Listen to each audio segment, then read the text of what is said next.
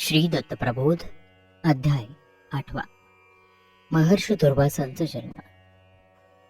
मागील अध्यायामध्ये आपण पाहिलं, परमपवित्र अनसूया मातेचं अंतःकरण जाणून तिला आशीर्वाद देऊन तिन्ही दिवस स्वर्गात आपापल्या गृही आले आणि त्यांचे दैनंदिन कार्यक्रम सुरू झाले.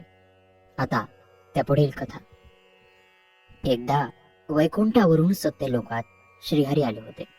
कैलास सोडून भगवान शिवशंकरही तेथे हजर होते. भोळ्या भक्तवत्सल सदाशिवाची थट्टा करण्याची विलक्षण लहर त्यावेळी श्री विष्णूंना आली आणि ते शंकराला म्हणाले, सांब शंकरा, या भूतलावर किती नानाविध प्रवृत्तीचे, नाना विकारांचे, स्वभावांचे लोक आहेत. आपापल्या वृत्तीनुसार ते तपाशरण करतात, साधना आचरतात आणि तसं तसं फळ भोगतात.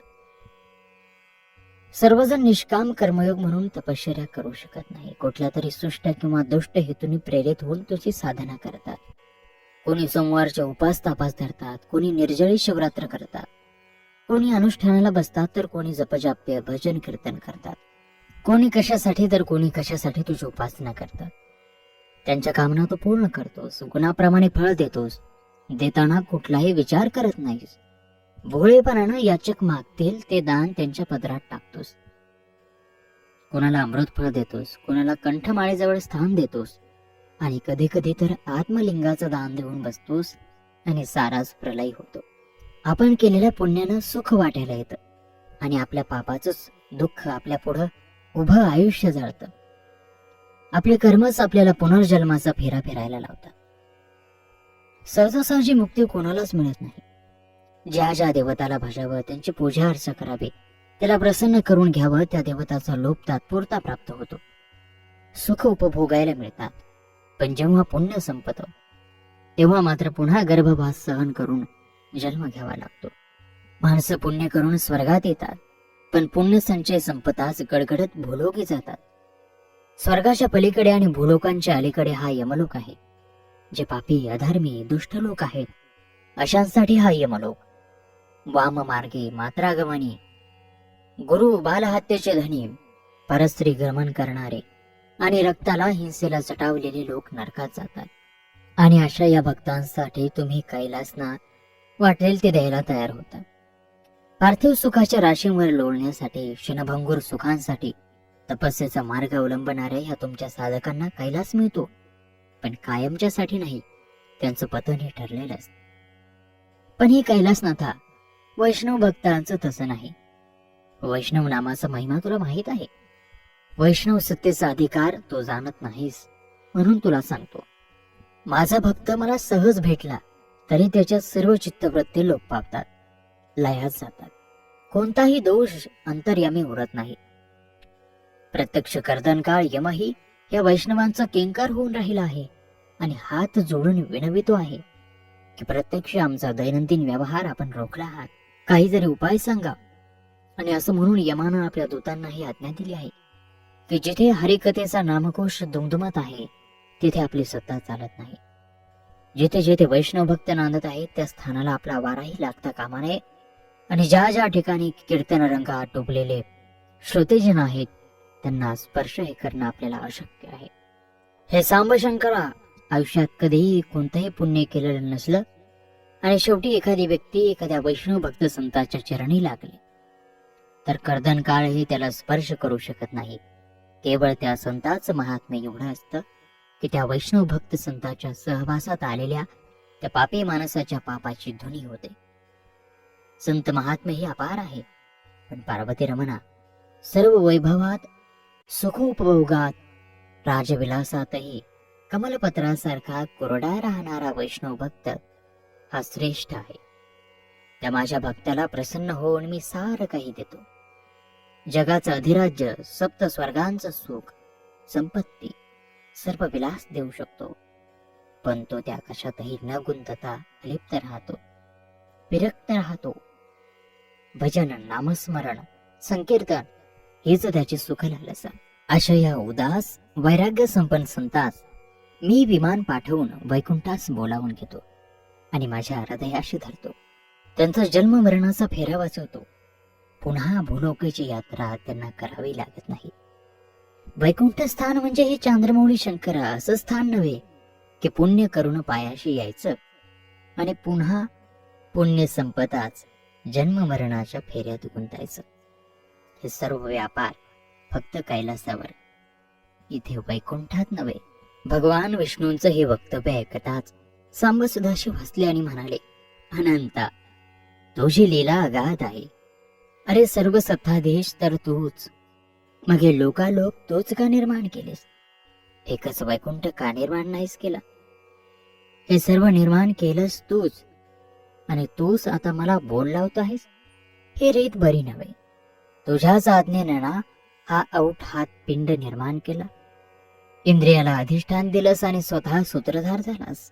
हे रमारमना, शरीर भोगाचे हे अर्धपीठ आहे, ते औटपीठ आहे असं म्हणलास तरी चालेल, पण ते आहे म्हणूनच तुझं हे वैराग्यपीठ उभं आहे. आणि या दोन्ही अर्धपीठांमुळेच हे चराचर विश्व उभं आहे. कोणतेही पीठ हे ज्याच्या त्याच्या मगदोराप्रमाणे आहे. कोणतंही पीठ उच्च नाही, नीच नाही. आणि हे शेषशाही भगवाना, हा अर्धपीठाच्या कल्पनेचा हे गोल जेव्हा संपुष्टात येईल आणि निरंकार निर्गम भाव जागृत होईल, तेव्हा आनंद कंदाचा लोभ अंतर्यामी ऋणझुनल्याशिवाय राहणार नाही. असं म्हणून शंकर शांत झाले. आनंद निर्भर होऊन रमारमणानं त्यांना आलिंगन दिलं आणि आपापल्या गरुड वाहनात बसून हरिपदी मार्गक्रमण केलं. आकाशातून वैकुंठ नगरीचे सुवर्ण कलश चमकत होते. यक्ष गंधर्व किन्नर सुरेल संगीत गात होते. त्या सुरांनी प्रत्यक्ष उमापतीही मुग्ध होऊन गेले होते. स्वतःच्या देहगेहाचं अस्तित्व विसरले होते. वैकुंठ नगरीत येताच साक्षात विष्णुपत्नी लक्ष्मी घननीळ उमापतींना औक्षण करण्याकरता आली. सर्व देवगणांनी दोन्ही परमात्म्यांच्या नावाचा जयघोष केला. यक्ष गंधर्वांनी सुमन उधाळले आणि विष्णूनं मोठ्या सन्मानानं श्रीशंकरांना आपल्या आसनावर बसवलं आणि आपल्या हातांनी त्यांच्या मस्तकावर चबऱ्या ढाळायला सुरुवात केली. त्यांची स्तुती केली. हे जीवांच्या जीवा, भूतमात्रांच्या परमेश्वरा, तू माझा गुरु आहेस, तू सर्वश्रेष्ठ आहेस, तुझ्या कृपा प्रसादाने मला परिपूर्ण कर. असं म्हणतात सभाजनांना सिंहासनावर हरिहर दिसले आणि सर्वजण चकित होऊन पाहत राहिले. शिवशंकरांनी विष्णूला सांगितलं की मी कोणी श्रेष्ठ नाही, आपण दोघे एकरूपच आहोत, एकाच आनंद कंदाचे बिंदू आहोत. अशा प्रकारे काही वेळ आनंदानं वार्तालाप करून शिवशंकर कैलासावर परतले आणि परतत असताना त्यांना आठवण झाली की आपण अनसूया मातेला शब्द दिला होता. त्यांनी दिवस निश्चित केला. इकडे अनसूया आपली नित्यकर्म आचरत होती, पतिचरणांची सेवा करत होती, त्यांच्यावर प्रीती ठेवून त्यांच्या सर्व कार्यात सहभागी होत होती. आणि एक दिवस यथामती तिच्या डोहाळ्यांना सुरुवात झाली. तिला संसारात रस वाटेना, ग्रह कळत्यात जीव रमेना, तापस वेश धारण करून राणावनात जपानुष्ठान करावीशी वाटू लागली. संसाराची विरक्ती आली. दिवसेंदिवस गर्भतेज वाढू लागलं आणि अनसूया अतिशय तेजपुंज दिसू लागली. तिचं ते तेज पाहता पाहता त्रिमुनी हरखून जाऊ लागले. त्या हरीशी भरल्या अंतकरणानं आभार मानू लागले. अखेरीस तो सुदीन उगवला. 9 मास पूर्ण झाले.